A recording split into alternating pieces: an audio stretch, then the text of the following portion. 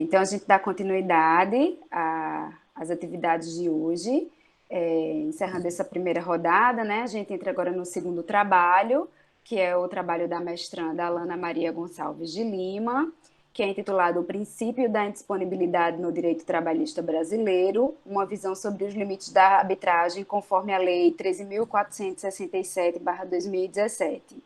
Esse trabalho terá também a Mirella como facilitadora e como segundo facilitador terá o Júlio Sarmento representando o FIEP, Federação das Indústrias do Estado da Paraíba. Eu vou passar a palavra à Alana para fazer as considerações iniciais. Ela tem os 10 minutos, depois os facilitadores têm os 20 minutos e depois a gente abre para a rodada final. Alana, quando você quiser. Boa tarde, pessoal. Primeiro eu quero cumprimentar, né, a todos, de maneira muito especial aqui ao professor Fernando, Alessa, Rodrigo, os facilitadores, né, Mirella e Júlio.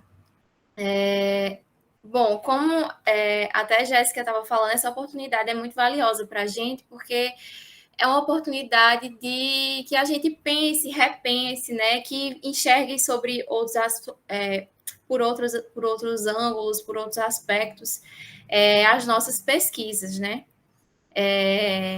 O projeto que os facilitadores receberam foi o que foi submetido, né, à seleção.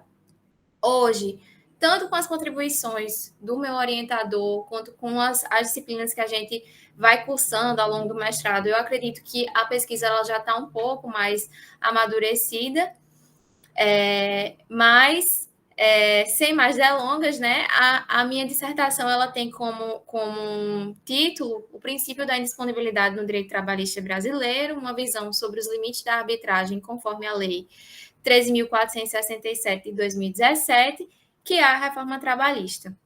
Então, a minha apresentação ela vai consistir basicamente, né, numa exposição da problemática que envolve essa previsão, né, trazida pela reforma trabalhista.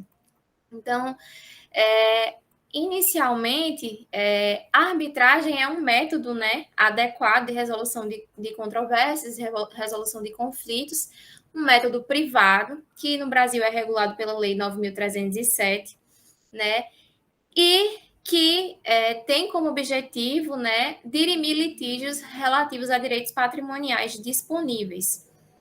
A arbitragem a nível no exterior, ela é muito utilizada. Aqui no Brasil, ela ganha cada dia mais destaque, sobretudo no âmbito das relações privadas, né? Então, assim, no direito civil, no direito do consumidor, também em questões relativas ao direito empresarial. A arbitragem, né, como eu vinha dizendo, ela tem a figura do árbitro, né, que vai proferir diante de um litígio uma sentença arbitral que vai fazer lei entre as partes, né? No direito do trabalho, entretanto, a arbitragem não era regulada, então não existia uma proibição e também não existia uma autorização. O que a gente tinha quando se levava à justiça a discussão, né, da utilização da arbitragem era o entendimento no Tribunal Superior também, né, em sede de segundo grau, de que a arbitragem não se aplicaria ao direito do trabalho em razão da interpretação, né, realmente, da nossa legislação trabalhista, dos princípios que a regem com o procedimento arbitral.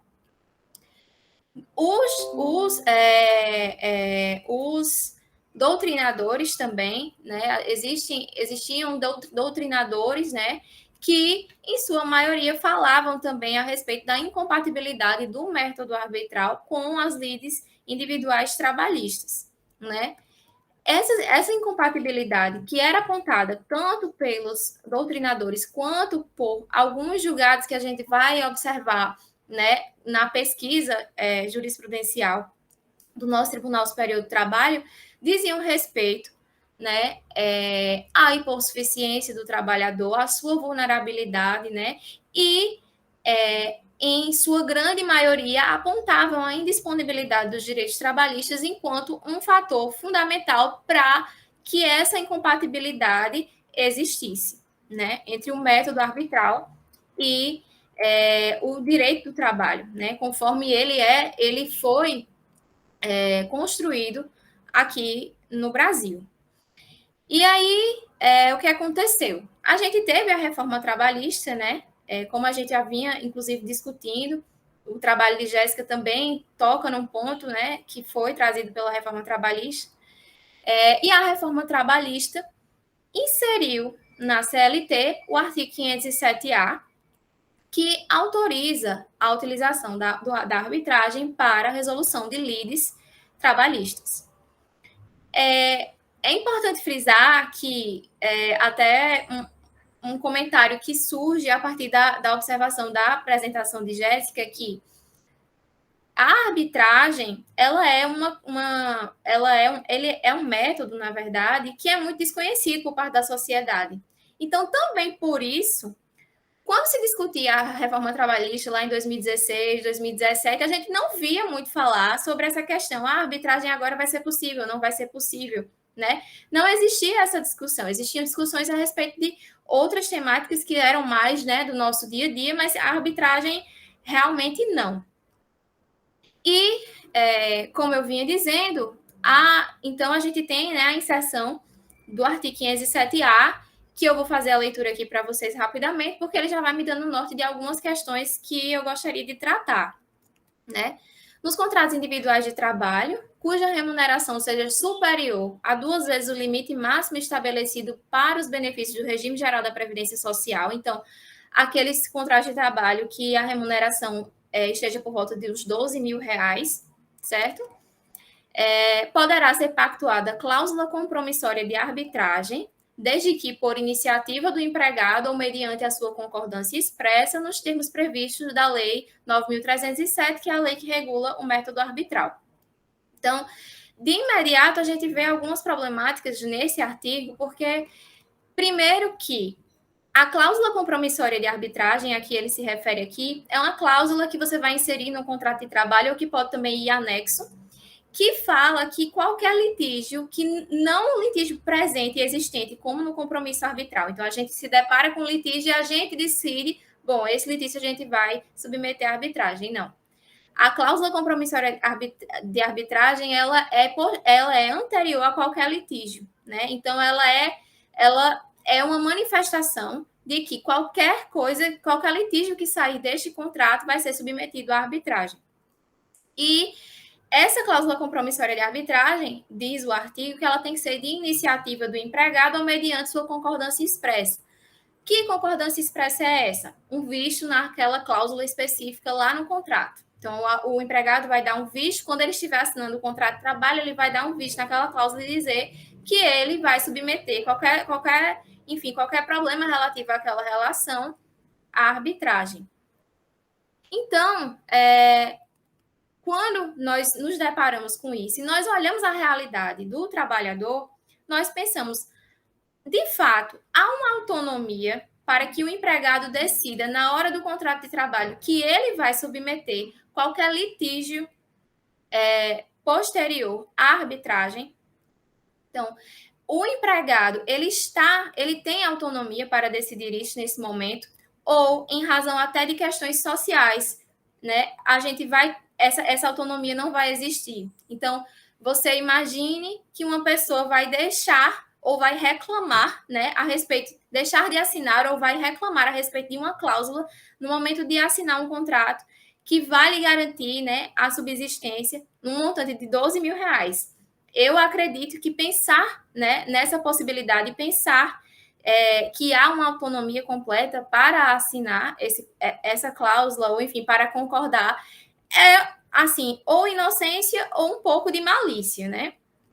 Mas, ainda adiante, a gente precisa lembrar que a maior parte das lides trabalhistas, ela ocorre quando o contrato de trabalho já foi finalizado. Então, a gente tem a figura de um trabalhador que está desempregado e que vai tutelar a respeito dos seus direitos.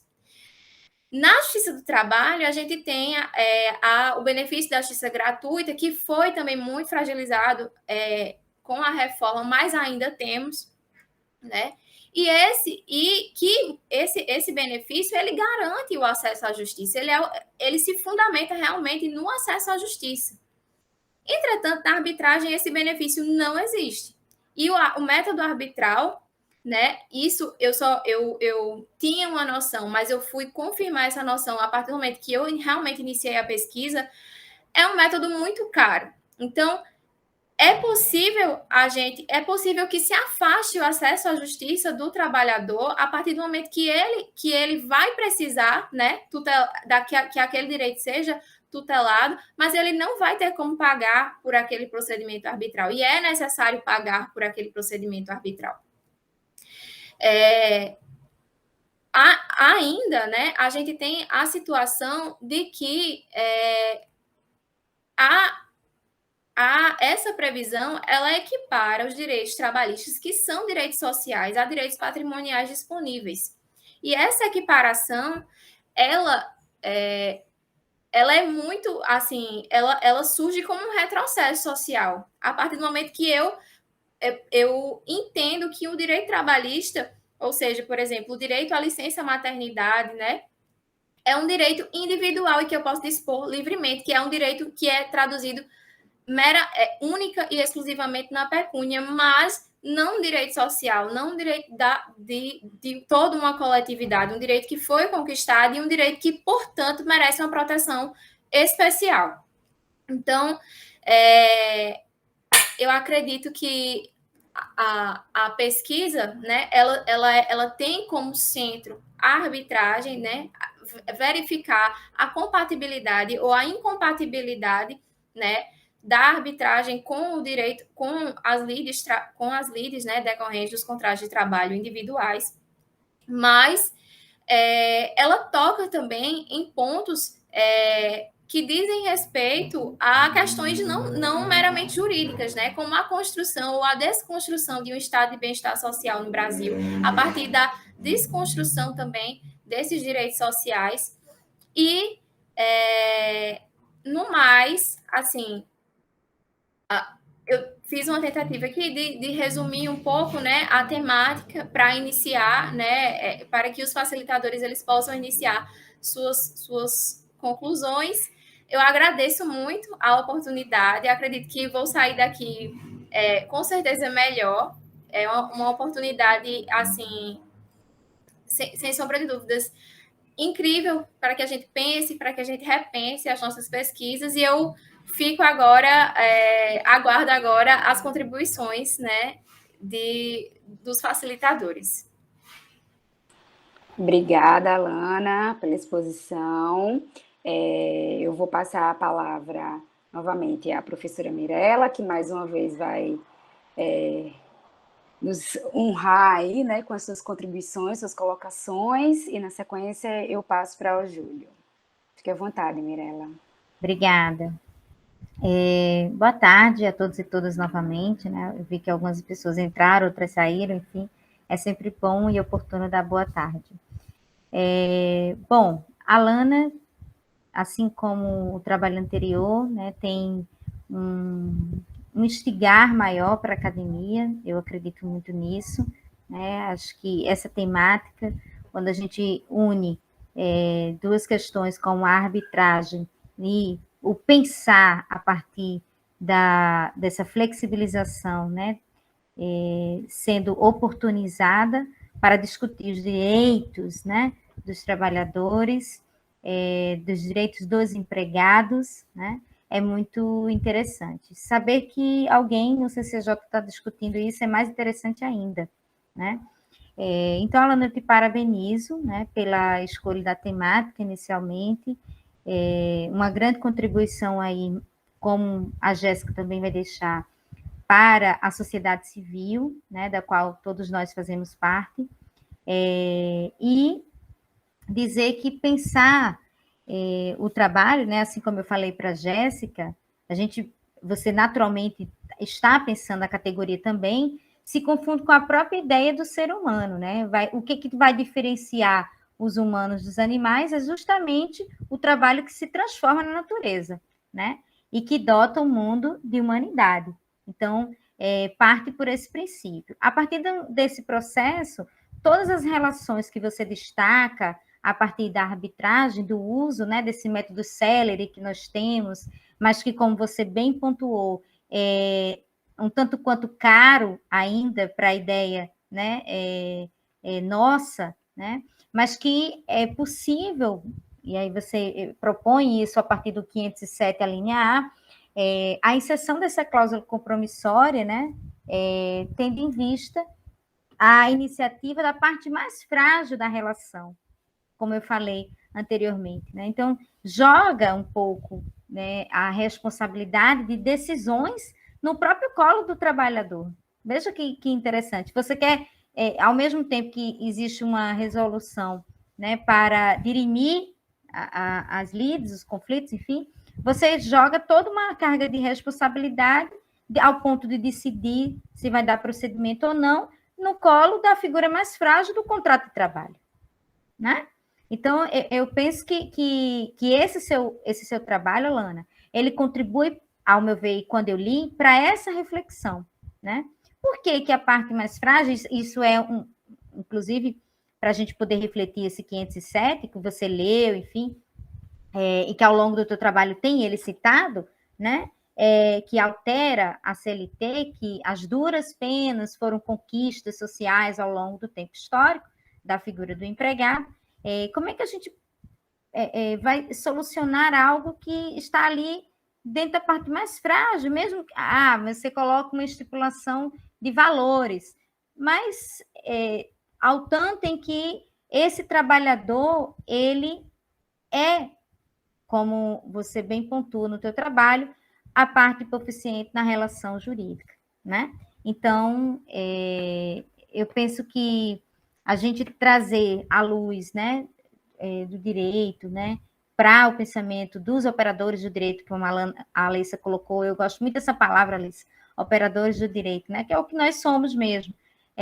Nós somos essas pessoas que vão refletir, como a Alana, Jéssica e tantos outros que aqui estão, para além da academia, porque o nosso papel é pegar essa dissertação e devolver para a sociedade, e não engavetar. Eu acho que o nosso papel é esse, é discutir a arbitragem, como a Alana está trazendo, e as relações a partir do 507, estabelecidas com essa alteração na CLT, e dizer o porquê para a sociedade que a gente está refletindo esses dois aspectos, né? Se a gente tem arbitragem como hoje um molde de várias decisões, né? Como você também pontua. E aí você traz uma coisa que eu acho muito importante, não sei se é porque eu dou aula de direitos humanos e vejo com as lentes, né? Mais agudizadas, mas você traz a questão principal de toda essa sua discussão, que é a dignidade da pessoa humana, estabelecer esse princípio que está lá na Carta de 48 e que está no início de todo o nosso texto constitucional. É a primeira coisa que a gente pensa, né? E está lá, toda pessoa tem direito a ter direitos, né? Como Hannah Arendt coloca. E esse direito a ter direitos, Alana, é também ter direitos a um processo de escuta, né? Porque a gente cria uma condição de oferta para esse trabalhador, enfim, para esse sujeito, de construção do estado de bem-estar social, coisa essa que é uma prestação que o Brasil nunca conseguiu, de fato, realizar, né? Quando estava no molde de realização, veio a desconstrução, como eu falei anteriormente para a Jéssica, e como eu estou colocando aqui novamente. Então, esses processos pensados aqui por você e por sua colega, não sei se é colega de turma, mas é colega de programa, né? São pensados a partir de uma sensibilidade. Então, eu que estou representando aqui a Fundação, que a gente tem essa preocupação com essas discussões, com discussões de processos de violência e de violação, porque isso, apesar de tudo e acima de qualquer coisa, é uma violação à parte frágil do contrato, ou seja, aos trabalhadores, passa pela percepção de que o Estado ele é obrigado, e nós sabemos disso, a fazer contínuas prestações positivas, né? e dentre elas oferecer aquilo que está previsto na nossa Constituição, lá no artigo 6º dos direitos sociais, que é o direito ao trabalho, né? E a manutenção desse trabalho. E daí me vem a ideia, e lendo o teu projeto, me saltou, né, essas questões, bem como, né, eu nem me ative muito, porque a arbitragem ela é o carro-chefe da tua discussão, mas ela vai rebater, né, justamente no que eu acabei de dizer, nessas contradições existentes. Ora, você está ali para resolver um conflito, mas você acaba fazendo com que o próprio sujeito, né, ele esteja endereçado a resolver de maneira bem frágil a todo esse conflito que é gestado, né? Então, você fala da relevância do seu objeto, acho que, como eu disse, né, é relevante não só para o campo do direito, mas para as relações como um todo, né? E sempre na perspectiva de trazer essa discussão, né, da própria arbitragem, né, como esse compromisso de acelerar, né, as decisões, os conflitos inerentes, né, no caso específico aqui, aos contratos, né, e que é possível a partir do momento onde se torna dinâmica a sociedade também, né? Isso é importante. A gente tem essa cláusula compromissória da arbitragem, a partir de arbitragem como um todo, a partir da dinâmica da própria sociedade. Então, a gente vai mudando as formas, né? E o direito do trabalho, ele também vai se intensificando e chegando próximo a essas demandas, né? Então, eu te parabenizo mais uma vez a iniciativa, né, do professor Fernando e da professora Alessa. Me ponho sempre nessas discussões porque gosto, né, não só para a academia, mas fora da academia também, de discutir essas questões que nos são tão caras, né, Alana? E quando a gente tem um objeto de estudo e a gente meio que nina ele todos os dias, né? Tenho certeza que você está fazendo isso de uma forma bem intensa, é uma relação de amor, depois uma relação de ódio, vai nos afastando e vai nós ficamos imersos nela, depois saímos, né? Mas eu acredito que o produto a ser gerado será muito bom, porque marca o início de processos de discussão do direito do trabalho, não só no Brasil, mas no mundo, né? E essas relações sendo empoderadas a partir do próprio reconhecimento da consolidação das leis trabalhistas aqui. Então, é isso. Agradeço e passo a palavra para o colega Júlio César, né? Obrigada mais uma vez, Mirela. Sinta-se convidada sempre a estar conosco, viu? É muito bom ouvi-la. Eu passo a palavra agora a Júlio César para fazer as considerações. Boa tarde a todos. Depois de ouvir aqui a apresentação da mestranda Alana Lima e a professora Mirela, eu fico até um pouco acanhado. Me deram uma missão em glória aqui para falar por último, porque a professora Mirela foi muito direta no assunto, muito inteligente. Parabéns, Mirela, pela sua intervenção. Parabéns, Alana. Eu gostaria de agradecer a Alessa Souza, ao professor, inicialmente ao professor Joaquim, pelo convite mais uma vez feito à Federação das Indústrias, que muitos nos honra, né, estarmos aqui discutindo um assunto tão importante, que notadamente traz uma contribuição para o crescimento do conhecimento científico, nas suas mais variadas formas, e em todas as suas dimensões, né, seja no âmbito empresarial, seja no âmbito econômico, e desta feita uma contribuição decisiva, sobretudo, para o mundo jurídico dentro da esfera do direito do trabalho. Feitos esses agradecimentos preliminares, eu iria aqui fazer uma pequena provocação jurídica em relação à temática que está sendo trabalhada aqui nessa tese, de mestrado pela Alana. A arbitragem, de fato, ela representa uma importante ferramenta de resolução de conflitos, ou ela é um mecanismo jurídico de insegurança em razão da ausência da intervenção do Poder Judiciário? Eu vi agora há pouco a professora Mirela falar sobre essa condição, desse peso, né, de assumir essa condição para o empregado. Isso poderia trazer certos desníveis ou desequilíbrios do ponto de vista dessa relação, daí a nossa preocupação. Uma outra questão também que eu gostaria de trazer aqui à baila para também, de certa forma, contribuir aí com esse trabalho, por que a arbitragem no Brasil, principalmente no direito do trabalho, ela ainda é muito tímida, né? Ela ainda não ganha força, ela não ganhou espaço. Será por conta dessa perda, dessa salvaguarda do trabalhador, desse desequilíbrio dessas relações trabalhistas, tornando-o mais vulnerável nessas relações? Então, são questões que ficam aqui para discussão, né? Principalmente em razão de se seria ou não possível, né, tratarmos a questão da arbitragem em razão dos direitos indisponíveis na esfera do âmbito trabalhista. Então, essas matérias, elas precisam e merecem ser enfrentadas e discutidas, principalmente em decorrência desse campo fértil de flexibilização das relações trabalhistas havidas, né, principalmente com o advento da reforma. Então, são questões que precisam ser, de fato, discutidas e trazidas a conhecimento para ampliarmos esse leque de opiniões jurídicas sobre o assunto. É certo que nós sabemos do dinamismo do direito, né, especialmente dentro do âmbito do trabalho. Mas existem questões que precisam ser enfrentadas, e aí eu trago especificamente sobre a questão dos direitos do trabalhador serem direitos indisponíveis e que não podem ser alienados, né? Então, eu acho que a salvaguarda e a intervenção do poder do Estado, ela precisa estar atenta a esses aspectos, né? Sobretudo porque ele é a parte mais frágil nessa relação. Ora, por muito tempo se buscou trazer um certo equilíbrio das relações trabalhistas, trazendo cláusulas mais protetivas.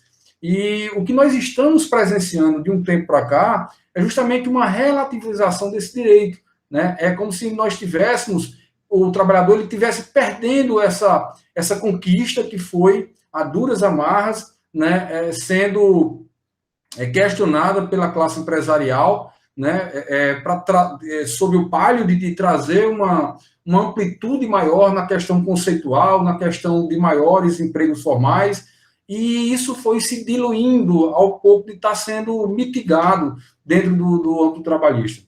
Então, estaria o direito do trabalho abrangido pela arbitragem, né? Somente a questão da matéria do direito coletivo estaria lá albergada, estaria consubstanciada dentro dessa relação, ou será que o direito individual poderia ser agraciado, poderia ser absolvido, né, dentro do direito trabalhista, na questão relativa à arbitragem? Bom, existem, como se sabe, vários entendimentos, né, tanto jurisprudencial favoráveis como doutrinários, várias correntes, inclusive foi mencionado isso no trabalho da Lana, né, das várias vertentes aí dessa distinção havida entre esses entendimentos. Estaria ou não abrangido os direitos indisponíveis, poderia ou não a arbitragem ter essa interferência direta sobre a relação trabalhista. Então, isso é muito discutido também, é importante trazer aqui. Mas dentro dessa perspectiva de atuação, a arbitragem ela busca solucionar, como regra, são os conflitos individuais entre os empregados e empregadores, de acordo com essas relações do trabalho, né? Bem como aqueles conflitos também de natureza coletiva, principalmente aqueles que envolvem matérias de natureza sindical, que é o caso aí da Federação das Indústrias, que trabalha muito com essa parte sindical. É bem verdade que esta ferramenta é uma novidade nas relações de trabalho, especialmente quando a gente fala em matéria de direitos individuais, isso não está muito bem difundido ainda, né? E existe, de certa forma, uma espécie de uma timidez, né, em relação a trabalhar ainda a arbitragem e na solução desses conflitos, sejam eles de origem coletiva, sejam de origem individual. O fato é que existe ainda uma relação ainda muito pouco explorada dentro dessa esfera da arbitragem para tratarmos de assuntos relacionados ao direito do trabalho.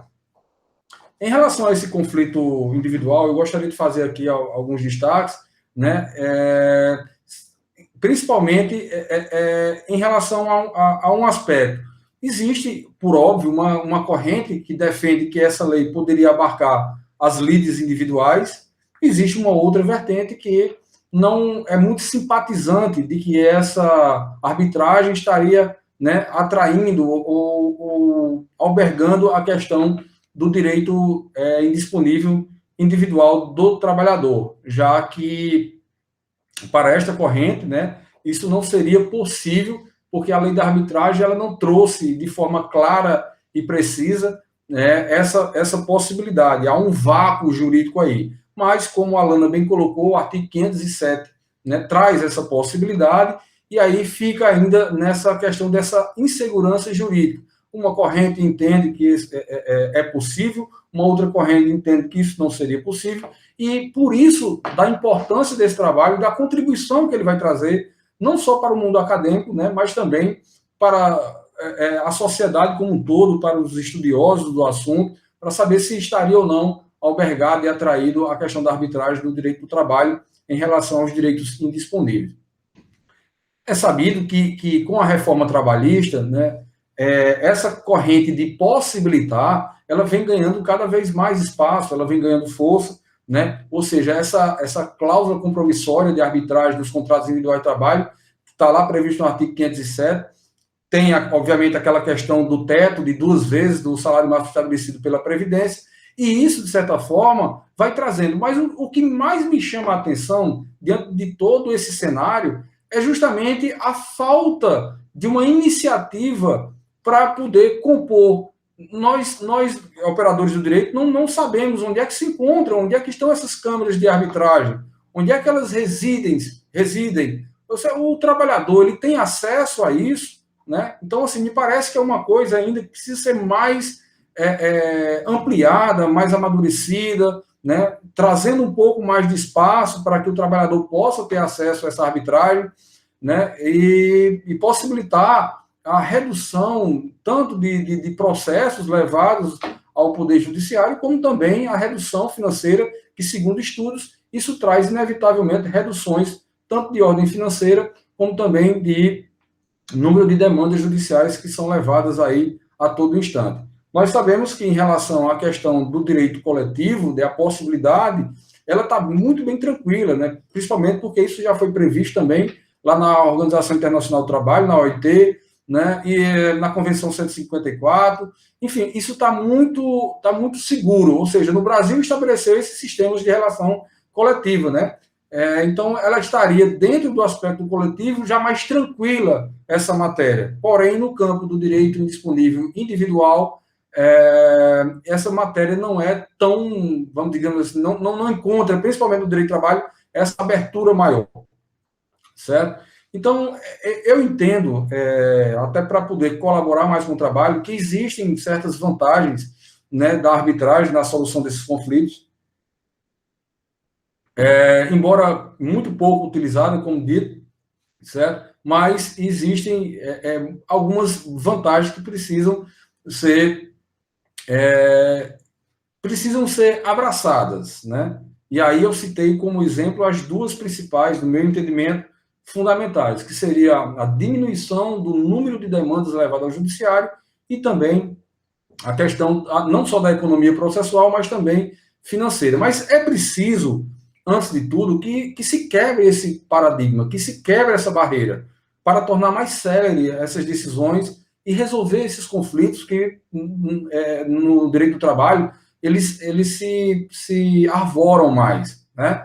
Então, essas questões, elas são mais comuns dentro do campo do direito do trabalho, porque as contendas no direito do trabalho, principalmente depois da mitigação de alguns direitos dos trabalhadores, advindo de algumas conquistas que foram, no meu entendimento, salvo os entendimentos contrários, foram mitigados, né, com essa flexibilização e dessa relação atípica do contrato de trabalho, eu entendo que isso precisa ser melhor explorado e precisa ser melhor estudado.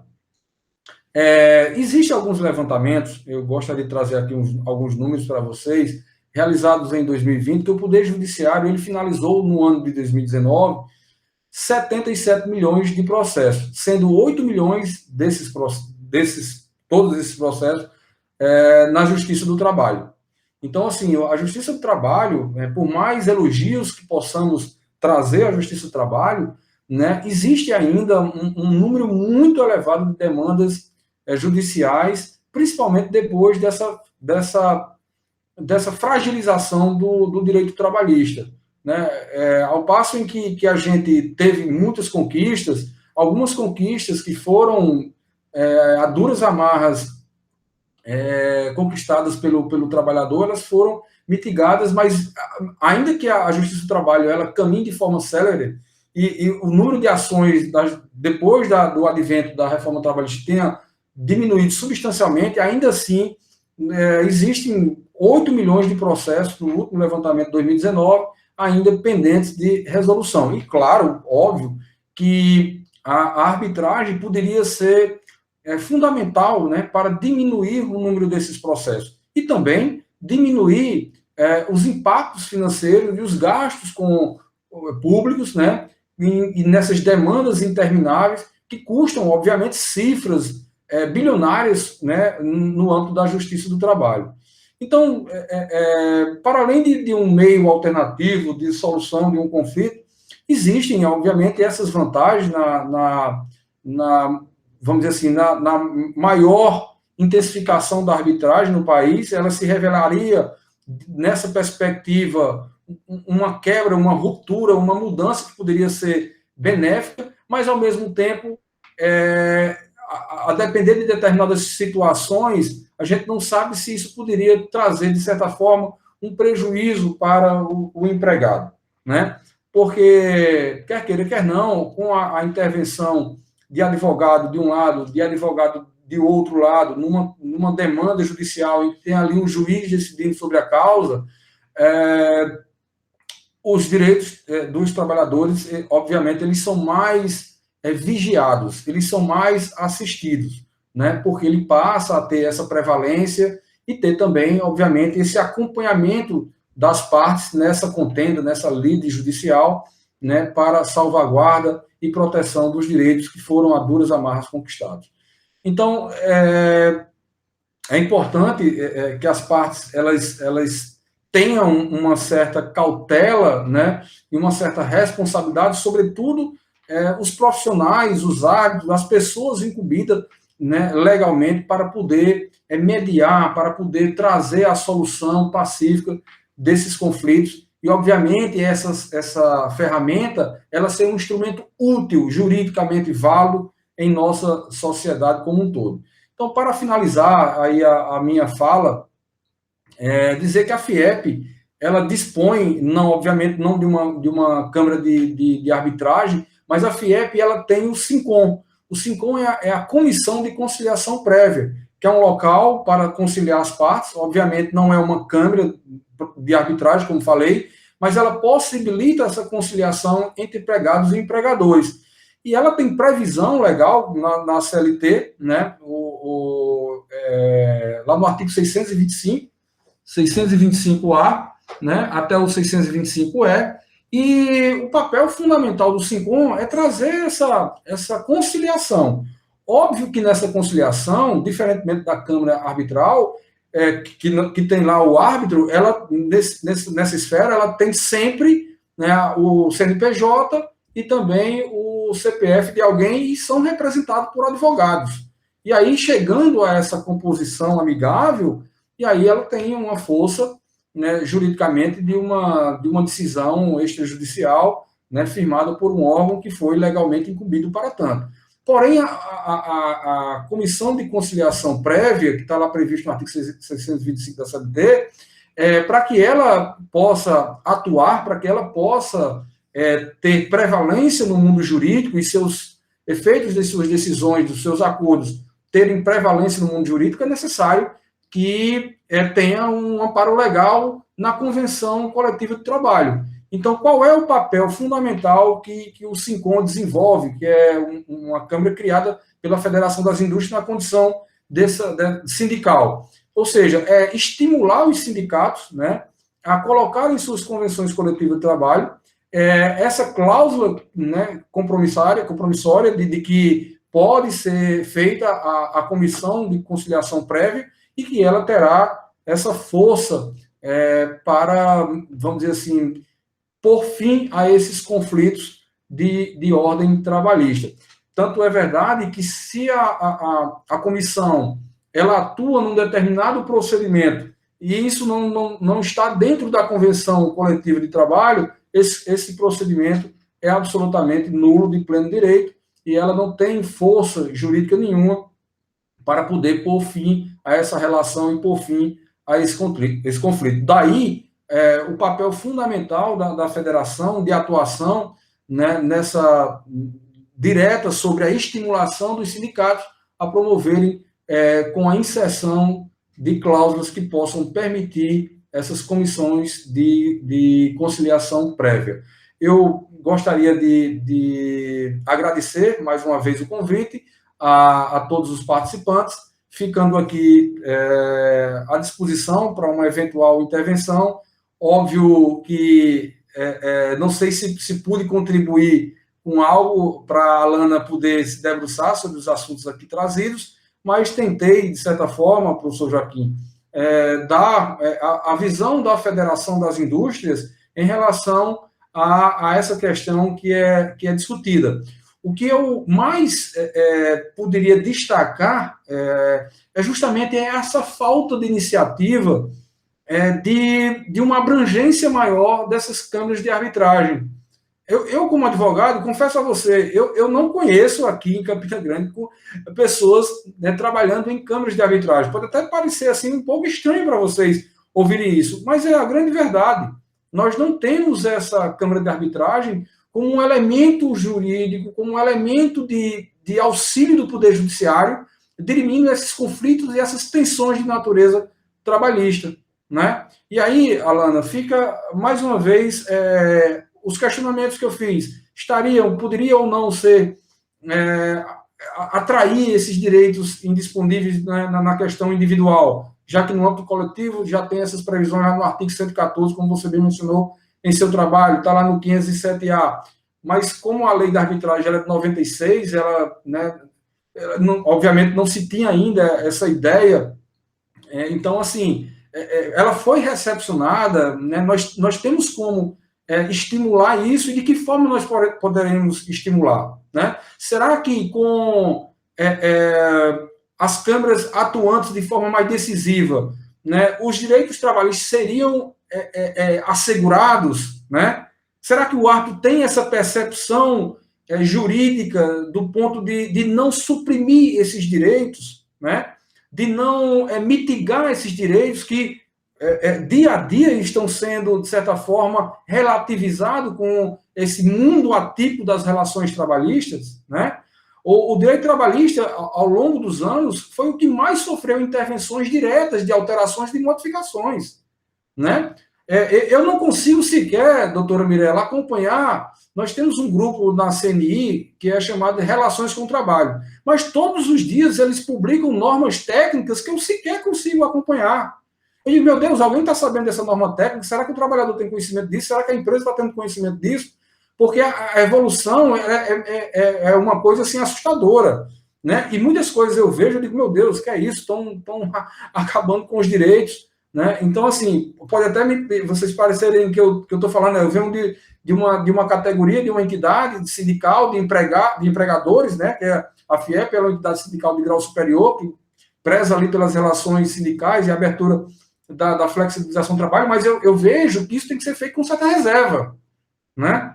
Porque, para além da questão dessa abertura, dessa amplitude maior, nós não podemos simplesmente ignorar esses direitos que foram conquistados e que, ao meu ver, estão sendo cada vez mais diluídos, né, com esse mundo de transformação que a gente vive. Tá? Era só essas as minhas poucas palavras aqui. Dizer que eu sinto muita falta, né, quando eu vejo a Alana nesse seu trabalho, e me dá uma saudade muito grande lá da pesquisa acadêmica, de ter uma professora brilhante aí como Mirella Braga, que estava aqui escutando atentamente, e o professor Joaquim, que já conheço de uma outra ocasião, e a Alessa Souza, né, que tive a oportunidade agora de conhecer, e agradecer a todas as pessoas que estão aqui contribuindo, de certa forma, direto ou indiretamente, e a todos os ouvintes que participam aqui desse evento.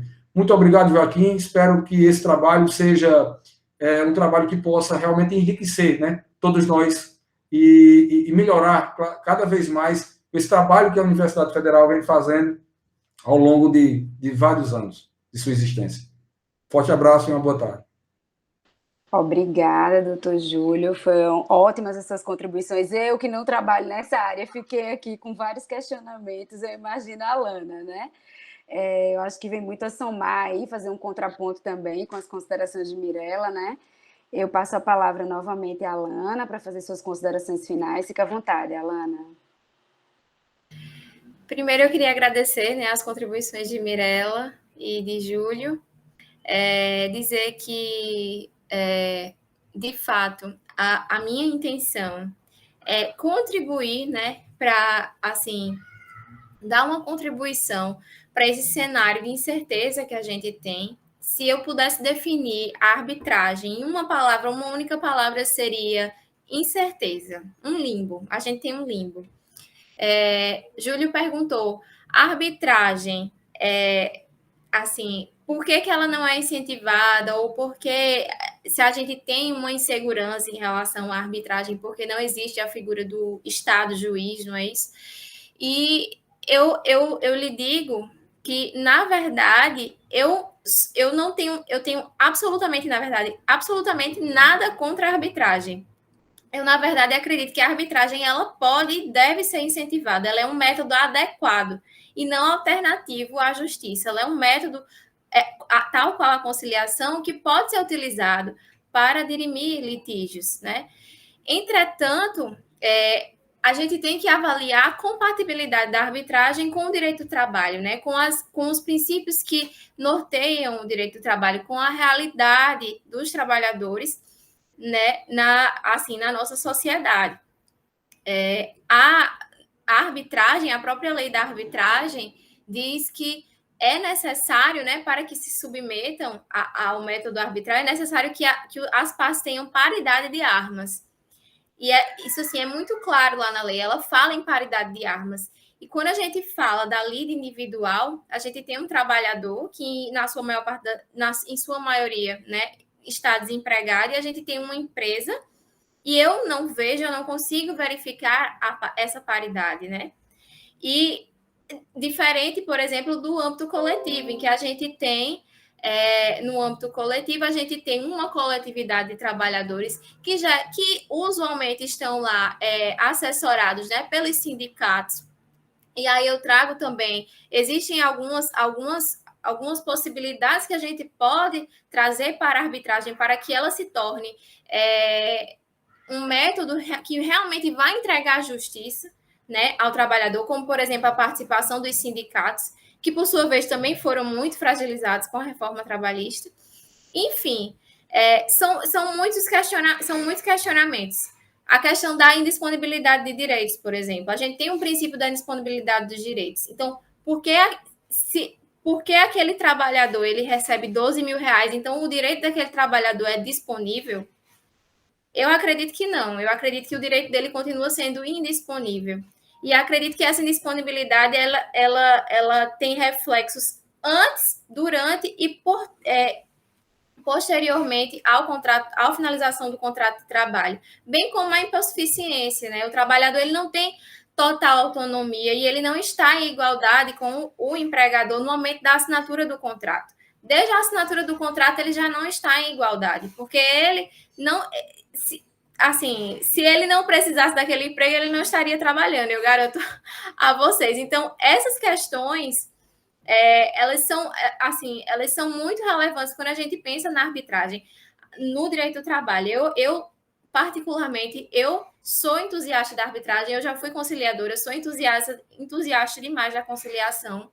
Entretanto, quando eu li a previsão lá, né, do artigo 507, eu comecei a me questionar, e esses questionamentos que levaram à pesquisa, eu comecei a me questionar essas questões não somente jurídicas, que são os princípios, né, do nosso direito do trabalho, mas também questões sociais, né, questões da vulnerabilidade social daquele trabalhador, saber que será que ele vai ter condições de pagar esse procedimento arbitral? E aí, se ele não tiver condições de pagar, ele vai ficar sem acesso à justiça, porque ele disse lá no contrato de trabalho, ele assinou dizendo que ele ia levar a arbitragem. Então, são, assim, realmente a minha intenção é trazer, né, que esse trabalho ele possa contribuir, né, para essa problemática que surgiu, né, com essa previsão. E eu agradeço novamente, Mirela, agradeço, Júlia, agradeço a oportunidade que o professor Fernando, né, nos dá, organizando esse evento. Agradeço a Alessa, Rodrigo e aos demais ouvintes. E é isso, gente. Muito obrigada. Então, mais uma vez, eu quero parabenizar a Jéssica e a Alana pelas apresentações e pelos temas de trabalho, né? Porque são inquietantes. A gente fica inquietantes no sentido de terem uma vida assim, de serem pulsantes e fazerem a gente refletir, inquietar, agoniar, enfim. Desejar muito sucesso aí, né? Nessa fase de pesquisa e de escrita, que a gente sabe que não é fácil. Agradecer mais uma vez as contribuições, excelentes contribuições da Mirela, do Sebastião e do Júlio, dizer que vocês serão sempre bem-vindos e certamente contaremos com vocês em outros momentos, né? E convidar a todos e a todas para a nossa última tarde, que será na quinta-feira, também às 14 horas, no mesmo link. Nós teremos a apresentação, acho que de mais 2 trabalhos, dois ou 3, eu não lembro agora, mas enfim, que serão os últimos, né? Nós será a quinta tarde desse ano. E é isso, desejar boa tarde, bom resto de tarde aí a todos e a todas. Esperamos vocês na quinta-feira.